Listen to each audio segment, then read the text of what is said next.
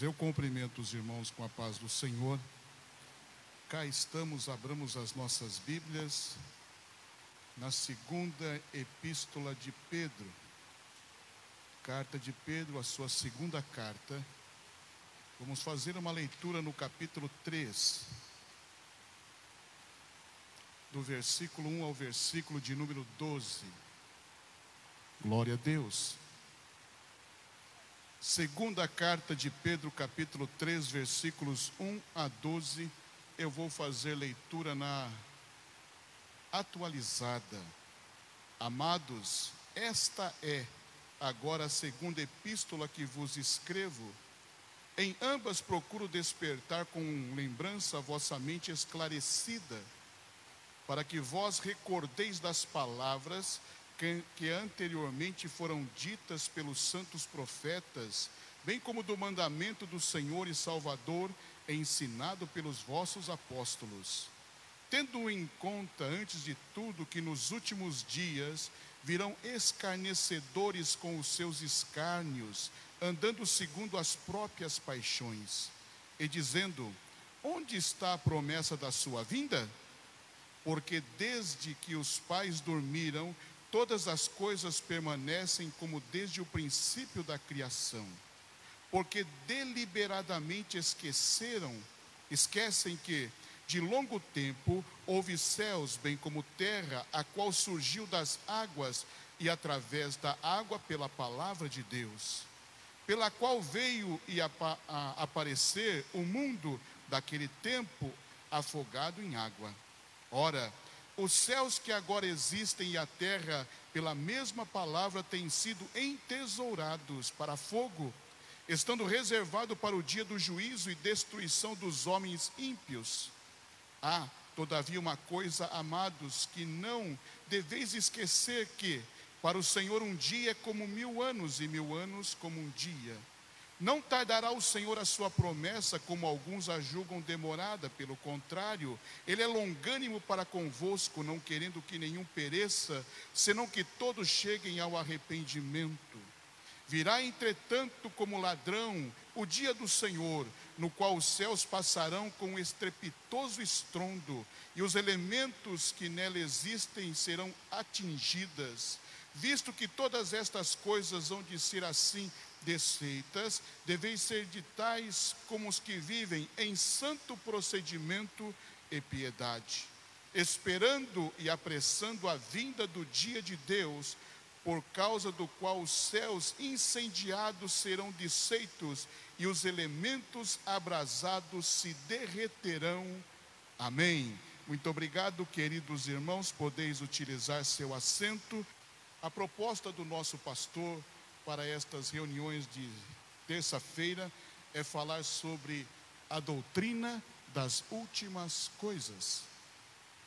A doutrina das últimas coisas. E hoje nós iremos dar uma introdução a esta, meus irmãos, meditação ou a este ensino que tanto mexe com o imaginário. E aquela velha palavra nossa, não é? O que vai acontecer? Então hoje nós iremos dar o pontapé inicial. Amém? Então a proposta do nosso pastor para estas reuniões de terça-feira é falar sobre a doutrina das últimas coisas.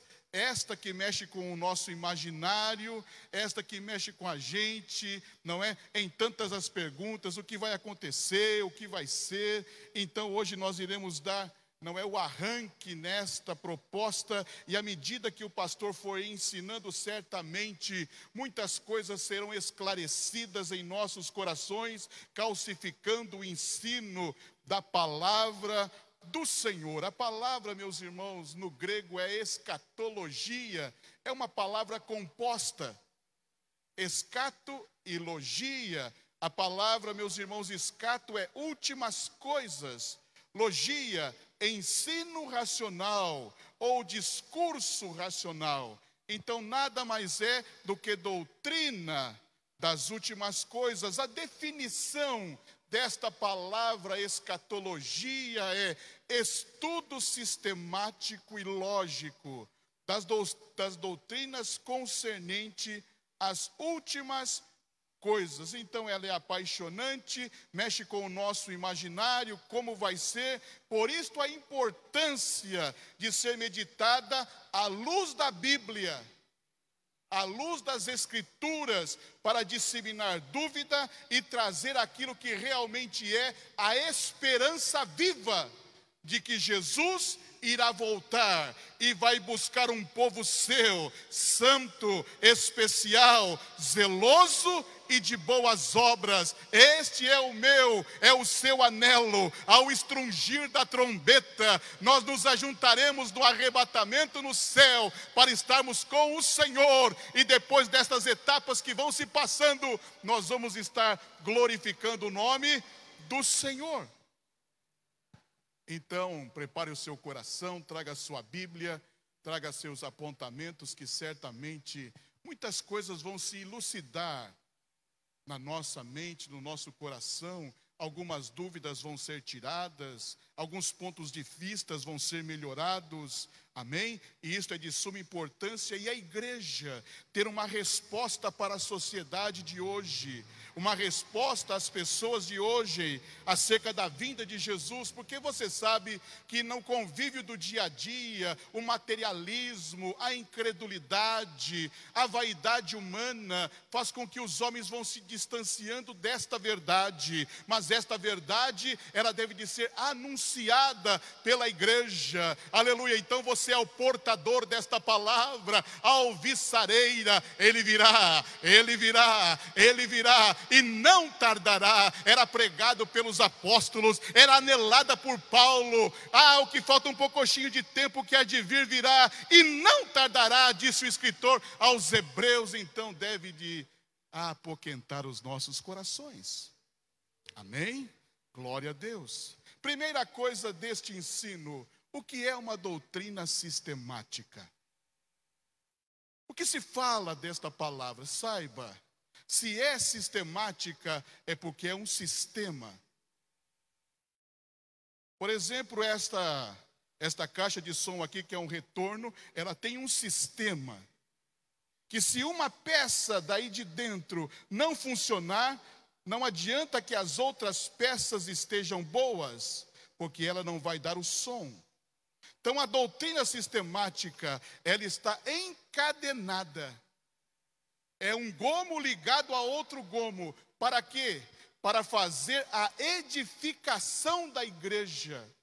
A doutrina não é desenvolvida por Deus, a palavra de Deus foi deixada. Quem desenvolve a doutrina são os homens, lá no capítulo 2 de Atos dos Apóstolos, e permaneciam na doutrina dos apóstolos, no partir do pão e na comunhão. Então quer dizer que o homem, através de olhar as Escrituras, desenvolveu este sistema, a qual chamamos, meus queridos irmãos, de fundamento, aonde se fundamenta a minha e a sua fé. Doutrina sistemática é o fundamento, é o alicerce. Para que isto foi feito? Para que a fé tivesse firmeza, porque o que produz a fé é a palavra, e a verdadeira palavra de Deus. Disseminasse dúvidas, incertezas, inseguranças e heresias. Amém? Então isto é doutrina e sistemática. A palavra doutrina no Antigo Testamento, vamos ver isto, abra sua Bíblia comigo, Deuteronômio, um versículo só, capítulo 32, versículo de número 2, a palavra doutrina no Antigo Testamento. 32:2 diz assim: goteje a minha doutrina como a chuva, destile a minha palavra como o orvalho, como chuvisco sobre a relva, e como gotas de água sobre a relva. Amém? Então, meus queridos irmãos, a palavra doutrina no Antigo Testamento é aquilo que é recebido. Aquilo que é recebido. E o que o povo recebeu? O povo recebeu a lei. A lei. Lembra-se de que quando eles cruzaram, não é o Mar Vermelho, passado por Refidim, naquela vitória estrondosa contra Amaleque. Por que estrondosa? Porque o povo de Deus era pastoril e não guerreiro. Mas Deus, quando está no meio do seu povo, a vitória é certa. Se Deus estiver contigo, meu irmão, a vitória é certa, em nome de Jesus. E eles agora vão começar a andar na terra, e Deus tem os seus cuidados de andar com aquele povo, sempre desvencilhando-os dos seus inimigos, e chega um momento junto ao Sinai, aonde Deus quer agora trazer a lei, a palavra de Deus. Então, doutrina, aquilo que é recebido. E o que eles receberam? A lei. E a lei está onde? Está justamente nos 5 primeiros livros da Bíblia, a que chamamos de Torá. Inclusive a Bíblia hebraica, ela é dividida em suas palavras. A Bíblia do Antigo Testamento, esses 39 livros, para o judeu chama-se Tanakh. Tá, Torá. Na são os nevins, os proféticos, e cá os ketuvins, que são os históricos. Então a lei foi recebida, a doutrina foi recebida. O que quer dizer a palavra Torá? A palavra Torá quer dizer ensinando a atirar uma flecha com arco. Isto significa a palavra Torá, ensinando a atirar uma flecha com arco, que traduzindo fica ensinando a atirar. A doutrina recebida é ensinando para viver.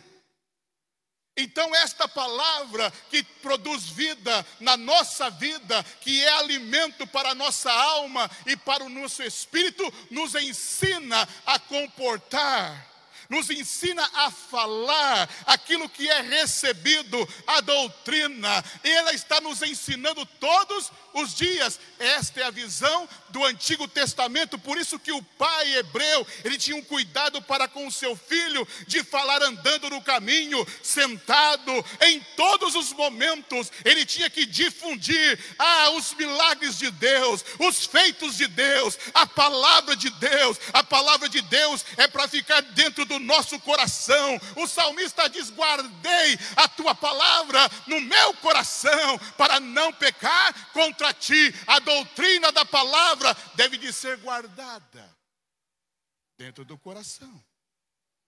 Amém? Então, nós já vimos aí a palavra ensino lá no Antigo Testamento. Mas e no Novo Testamento? O que quer dizer a palavra doutrina? Queridos irmãos, a palavra doutrina no Novo Testamento tem 2 palavrinhas gregas. A primeira é didascalia e a segunda é didaquê. Didascalia e didaquê. Se você abrir a Bíblia junto comigo, no Evangelho de Mateus, capítulo de número 7, versículos 28 e 29, você vai estar aí entendendo estas 2 palavras, que para nós no português é ensino. Então a palavra doutrina quer dizer ensino. No Antigo Testamento, ensinando para viver. E no Novo Testamento, estas 2 palavrinhas gregas, didascalias e didaquê. Tanto didascalias como didaquê é ato, ação, conteúdo de ensino. Tanto didascalias como didaquê tem a mesma, meus irmãos, regra de interpretação: ação, conduta e conteúdo de ensino. Mas quando a gente lê Mateus 7, 28 e 29, diz assim: quando Jesus acabou de proferir estas palavras, quais foram as palavras? O Sermão do Monte. O Sermão do Monte, desde o capítulo 5 até o capítulo 7, que é a ética do reino dos céus, ou do reino de Deus. Mateus diz reino do céu, Marcos diz reino de Deus. Meus irmãos, quando ele termina de dizer este sermão, os homens ficaram maravilhados da sua doutrina. Quando Jesus acabou de proferir estas palavras, estavam as multidões maravilhadas da sua doutrina, porque ele as ensinava como quem tem autoridade e não como escriba. Então a primeira parte da doutrina da escatologia, meus queridos irmãos, é esta palavra doutrina, que quer dizer ensino. Antigo Testamento, ensino para viver, aprender a atirar a flecha com um arco, aprender a atirar, aprender a viver, viver em sociedade, compreender o próximo, entender não é a família, os familiares, a nossos irmãos, e esta compreensão de vida é gloriosa, e só o crente é que tem esta percepção, porque o Espírito que opera aqui não é o mesmo que opera lá. Lá é diferente. Aqui opera o Espírito de luz, o Espírito de vida, o Espírito de paz, o Espírito de graça, o Espírito de poder, o Espírito de unção, o Espírito de Deus.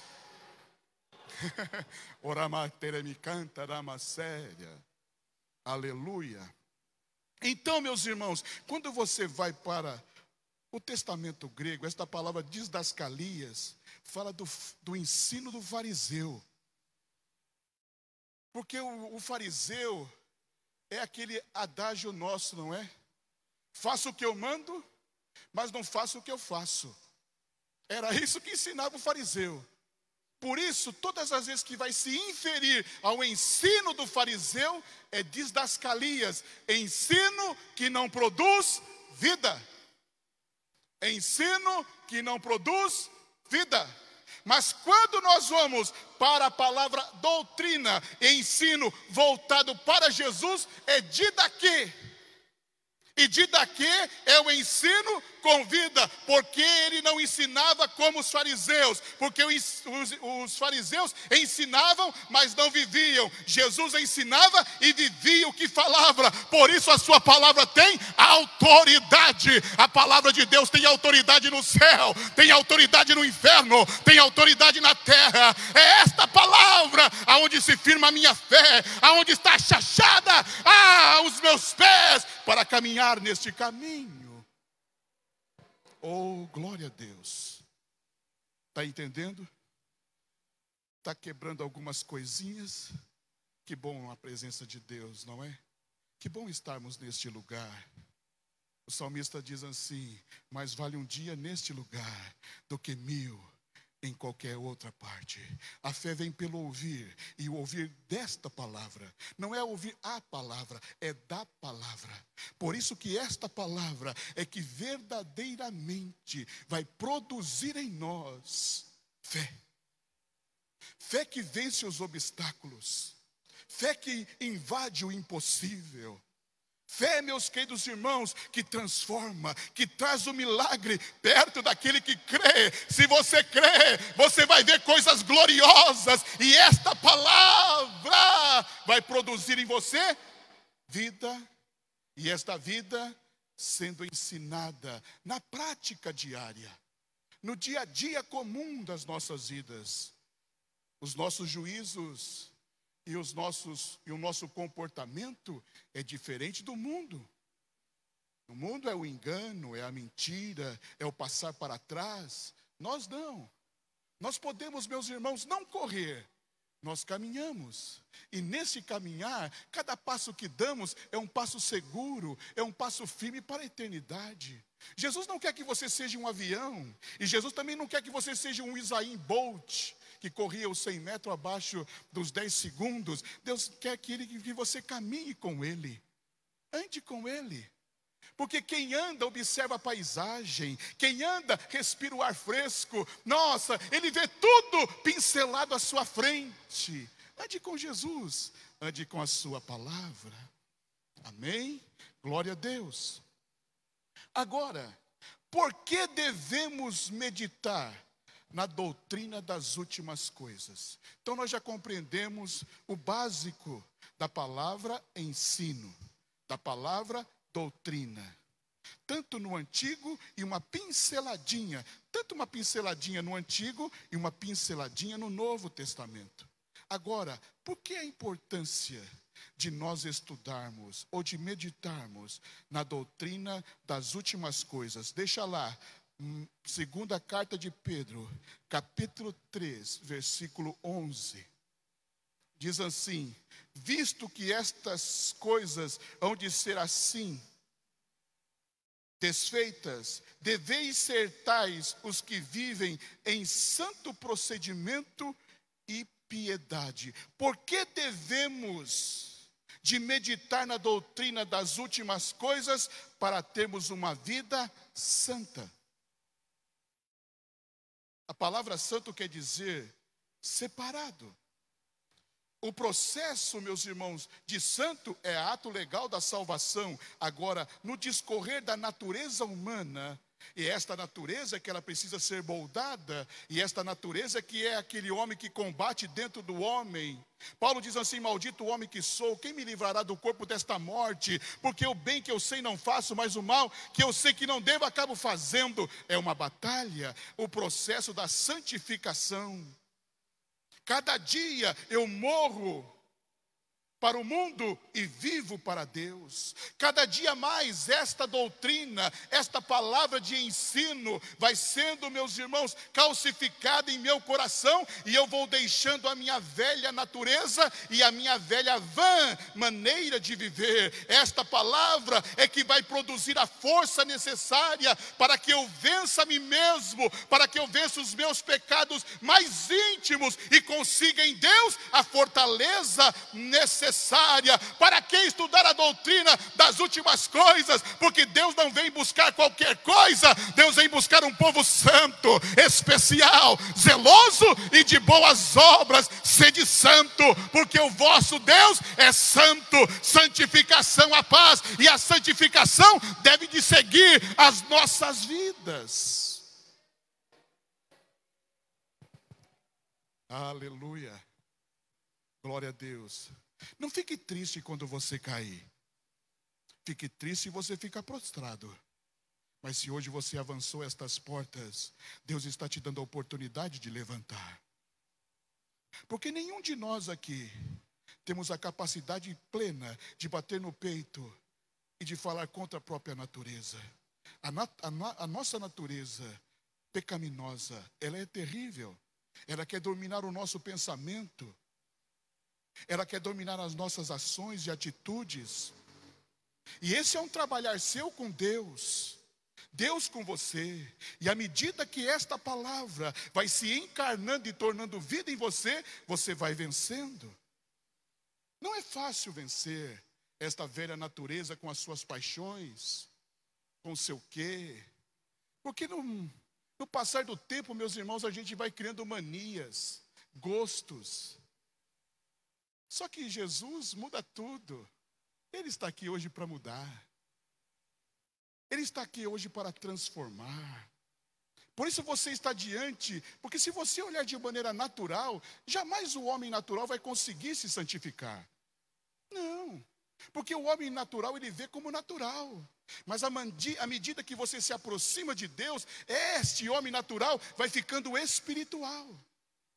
E este homem espiritual vai tendo força pelo ensino da palavra de Deus e pela esperança da sua volta, de se santificar, de se purificar, de melhorar. E olha, existe uma promessa linda na Bíblia: e o que falta, Ele vai completar na tua vida.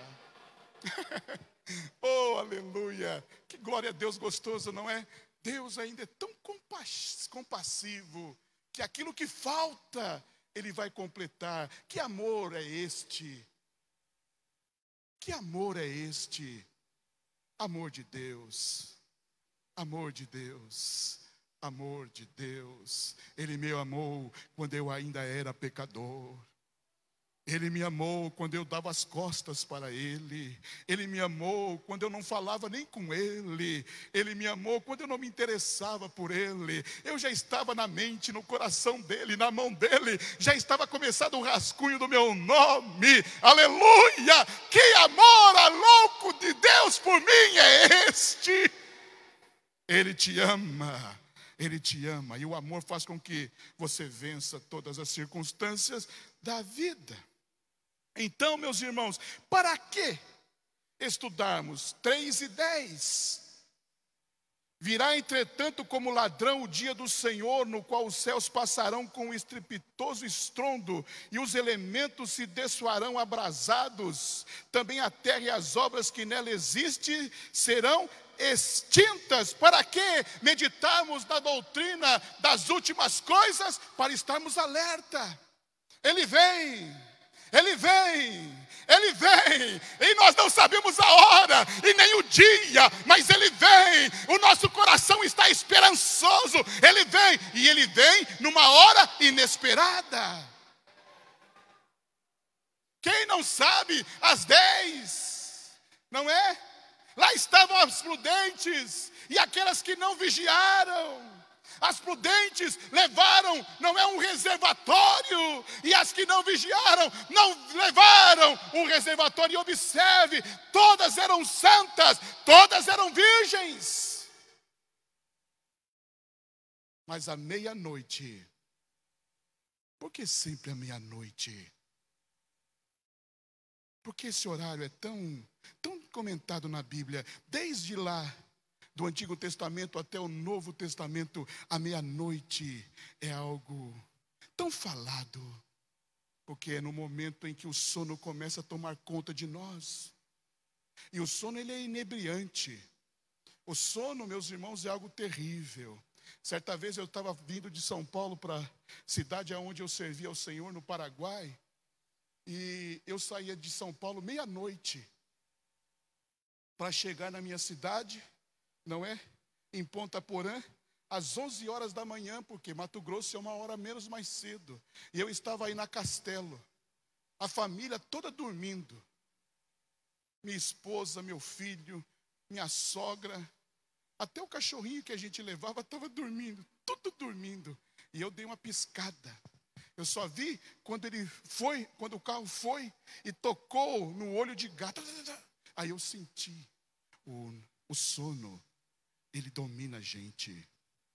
Por isso, estudar a doutrina das últimas coisas é despertar do sono, é estar alerta, é estar pronto. À meia-noite, ouviu-se um bramido, eis aí o noivo, saí-lhe ao encontro. Aleluia! Nestas horas, já secou a botija, mas este momento o Espírito Santo está aqui.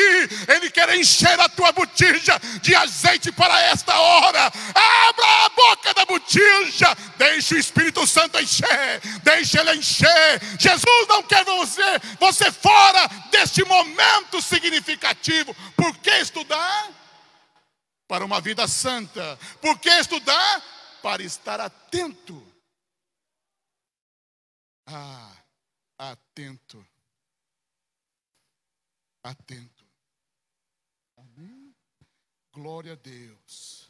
Pensamos o sono. Por que meditar nesta tão poderosa palavra e tão importante ensino que é a doutrina das últimas coisas? Abra sua Bíblia, fica com ela aberta, 2 Pedro 3:3. Tendo em conta, antes de tudo, que nos últimos dias virão escarnecedores, com seus escárnios, andando segundo as suas próprias paixões. Primeiro, uma verdadeira esperança. Meus irmãos, nós temos esperança porque fiel é aquele que prometeu. Nós não temos esperança aqui numa palavra dada por uma autoridade, seja ela de qualquer nível, estadual, municipal, federal. A nossa esperança não está firmada aqui, no momento crucial em que Jesus está trabalhando o fim. Você abre o Evangelho de João, capítulo 14. Não se turbe o vosso coração. Credes em Deus, credes também em mim. Na casa de meu Pai há muitas moradas. Se não fosse assim, eu não vou-lo teria dito. Vou-vos preparar lugar, para que onde eu esteja, estejais vós também. Porque é esperança, porque Ele é fiel. Aquele que prometeu é fiel. Ele não dorme, Ele não muda, Ele não dormita. Ele é o fiel guarda, Ele é o fiel Deus. Ele cumpre pela palavra e colocou o seu nome para resguardar esta palavra. E ele diz no Evangelho de Mateus: passa-se os céus e a terra, mas a minha palavra não hão de passar. Esta é a nossa esperança. Fiel é o que prometeu, ele vai cumprir, ele vai cumprir, ele vai cumprir. Randerá machere canta. Jeremianderá séria, aleluia. Já está gotejando a doutrina aí, já está gotejando a doutrina aí. Deixa gotejar, deixa gotejar. Você sabe qual é a água que molha? Não é a chuva brava, é a chuva que goteja, é a chuva que goteja. Deixa gotejar. Esta traz vida, esta não destrói, esta traz verdadeiramente o molhamento necessário para a terra. E a terra é o teu coração. E você já recebeu a semente. E esta semente é boa. E ela vai produzir 100 vezes mais esta noite. Granderama séria. Declama turianda lama súria. Não me importa como você entrou. Me importa como você vai sair daqui. Cheio de Deus. E cheio da sua promessa. Porque vamos falar a verdade, irmãos. Quantas vezes eu e você não viemos dentro do templo como se fosse o último culto? Como se fosse dizer assim: hoje eu vou deixar a cruz lá no templo e vou seguir o meu rumo. Mas o Espírito Santo não quer isso para você. Sabe por quê? Porque isso é passageiro. O que ele preparou é eterno. Aleluia. Oh, glória a Deus. A segunda parte desse versículo é para que se dissime as heresias. Por que estudar a doutrina das últimas coisas? Para um viver santo, para estar prontos e preparados. Por que estudar esta doutrina? Para a viva esperança. Por que estudar este ensino da doutrina escatológica? Para que verdadeiramente você tenha lucidez de discernir o falso do verdadeiro.